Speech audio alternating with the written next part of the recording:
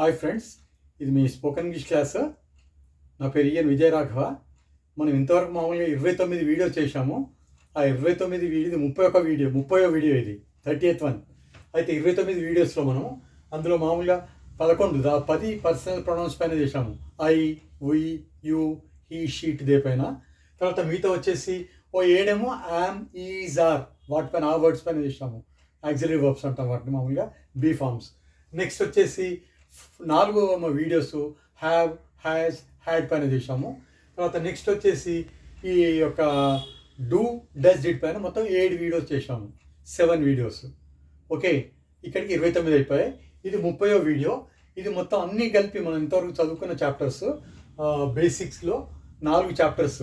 Yam, persons, am, is, are రెండోది, తర్వాత have, has, had మూడోది, డూ, డస్, డిడ్ నాలుగోది. ఈ 4టిని కలిపి మనం ఏదైతే నేర్చుకున్నామో వాటన్నిటి మళ్ళీ ఒకసారి పూర్తిగా మీకు అర్థం చేయడం జరుగుతుంది. అందుగురించే నీ కన్వర్జేషన్ రాశాను. ఈ యొక్క కన్వర్జేషన్ అంటే సంభాషణ మీకు అంతా కవర్ అయిపోతుంది. మీకు అప్పుడు ఈజీగా మళ్ళీ ఒకసారి రివిజన్ లాగా అవుతుంది.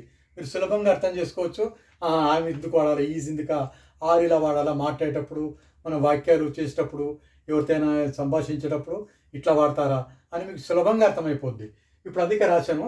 ఇది ఇద్దరు ఫ్రెండ్స్, స్నేహితుల మధ్య మాట్లాడుతుంటారు. ఇద్దరు స్నేహితులు దేని గురించి, గిఫ్ట్ కొనడానికి. వాళ్ళ ఫ్రెండ్ ఒక అతను ఉంటాడు, రాజు అని, కామన్ ఫ్రెండ్.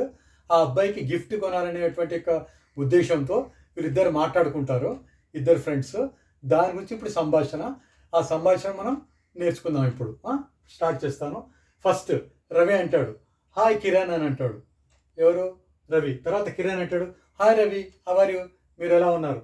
అప్పుడు రవి అంటాడు, ఐఎమ్ ఫైన్, నేను బాగున్నాను, thank you, how are you, మీరు ఎలా ఉన్నారు కిరణ్ అని కిరణ్ అంటాడు. అప్పుడు కిరణ్ అంటాడు, ఐఎమ్ ఆల్సో ఫైన్, నేను కూడా బాగున్నాను, థ్యాంక్స్ రవి, రవి థ్యాంక్స్ అని చెప్తాడు. తర్వాత నెక్స్ట్ మళ్ళీ రవి అంటాడు, did you buy a gift for Raju? వీళ్ళు ఇంతకుముందు అనుకుంటారనమాట గిఫ్ట్ కొనమని చెప్పేసి.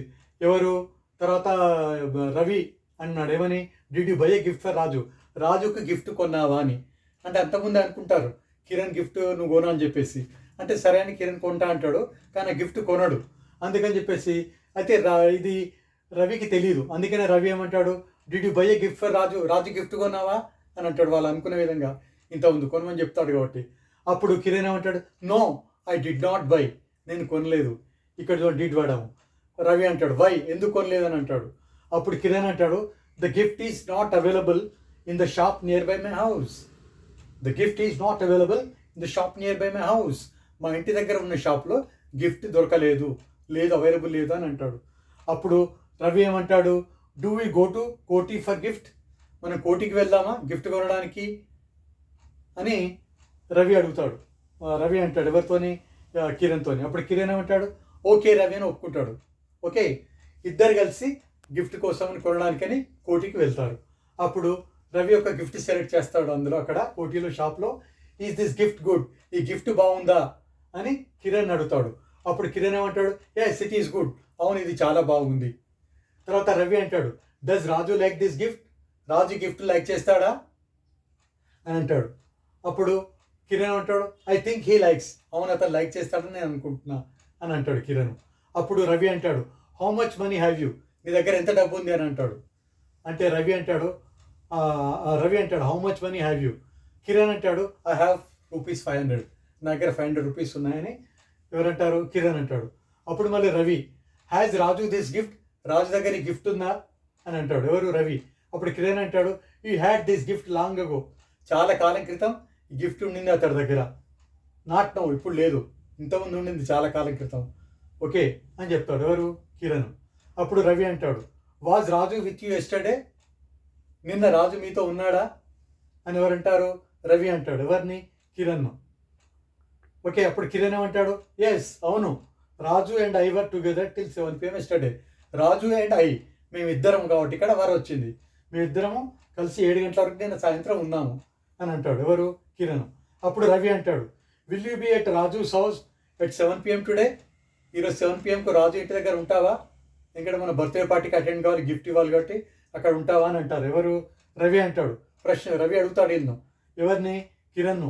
Will you be at Raju's house, Raju's at Raju's house at 7 p.m. Today at Raju's house.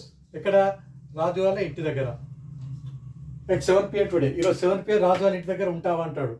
అప్పుడు కిరణ్ ఏమంటాడు, yes I shall be there at 7 p.m. అవును, నేను అక్కడ 7 p.m. కల్లా ఉంటాను అని ఎవరంటారు? కిరణ్ అంటాడు. అప్పుడు రవి చెప్తాడు బాయ్ అని. బాయ్ చెప్పగానే తర్వాత నెక్స్ట్ కిరణ్ కూడా బాయ్ రవి అని రవి కూడా చెప్పేస్తాడు. ఓకే, కిరణ్ చెప్పేస్తాడు బాయ్ రవి అని. దీంతో మనకి సంభాషణ అయిపోతుంది. మళ్ళీ ఒక నిమిషం మళ్ళీ మీకు ఎక్స్ప్లెయిన్ చేస్తాను. జస్ట్ మీరు చూడండి ఒకసారి ఈ కన్వర్జేషన్ కంప్లీట్గా పూర్తిగా. ఇది కన్వర్జేషన్ ఇద్దరు ఫ్రెండ్స్ మధ్య ఒక గిఫ్ట్ కొనడానికి అని ఫ్రెండ్స్ ఇద్దరు డిసైడ్ చేసుకుంటారు. అయితే గిఫ్ట్ కొనడానికి గురించి సంభాషణ జరుగుతుంది. ఆ సంభాషణలో వాళ్ళు ఎలా మాట్లాడతారు ఇద్దరు అని చెప్పేసి ఇది మనం మాట్లాడుకుంటున్నాం ఇప్పుడు. ఫస్ట్ రవి కిరణ్తో మాట్లాడతారు అనమాట. ఫస్ట్ కిరణ్ ఎలా గ్రీట్ చేస్తాడు, ఫస్ట్ ఎలా సంభాషిస్తాడు. రవి హాయ్ కిరణ్ అంటాడు. అప్పుడు కిరణ్ ఏమంటాడు, hi Ravi, how are you. ఇక్కడ ఆర్ వాడము యూతో కాబట్టి. నెక్స్ట్ రవి అంటాడు, I'm fine thank you, how are you. Kiran నేను బాగున్నాను, మీరు ఎలా ఉన్నారు. వాళ్ళు అడిగినందుకు మనం కూడా అడిగి వాళ్ళకి థ్యాంక్స్ అని చెప్పడం అనేది ఒక పద్ధతి అనమాట. మనం లేకపోతే ఐఎమ్ ఫైన్ అని ఊరుకోవద్దు. మనం ఐఎమ్ ఫైన్ థ్యాంక్ యూ, మీరు ఎలా ఉన్నారు అని మళ్ళీ అడిగాడు. అప్పుడు కిరణ్ అన్నాడు, I'm also fine thanks Ravi అని. ఇతను కూడా థ్యాంక్స్ అని మళ్ళీ అదేవిధంగా చెప్తాడనమాట. నెక్స్ట్ రవి అంటాడు, did you buy a gift for Raju. నువ్వు రాజుకు గిఫ్ట్ కొన్నావా అంటే వీళ్ళు బర్త్డే ఉంటుంది రాజుది. రాజు యొక్క బర్త్డేకు గిఫ్ట్ కొనాలని అనుకుంటారు అంతకుముందు. అయితే రవి చెప్తాడనమాట కిరణ్ గిఫ్ట్ కొను అని చెప్పేసి. అందుకని మళ్ళీ అడుగుతాడు, నువ్వు గిఫ్ట్ కొన్నావా అని కిరణ్ను. అప్పుడు కిరణ్ ఏమంటాడు, no I did not buy, నేను కొనలేదు అని అంటాడు. ఎవరు? కిరణ్. అప్పుడు రవి అంటాడు, వై, ఎందుకు కొనలేదు అంటాడు. Kiran, the gift is not available in the shop near by my house. ఆ గిఫ్ట్ మా ఇంటి దగ్గర షాప్లో లేదు అని చెప్పేసి కిరణ్ అంటాడు. అప్పుడు రవి అంటాడు, డూ వీ గో టు కోటి ఫర్ గిఫ్ట్.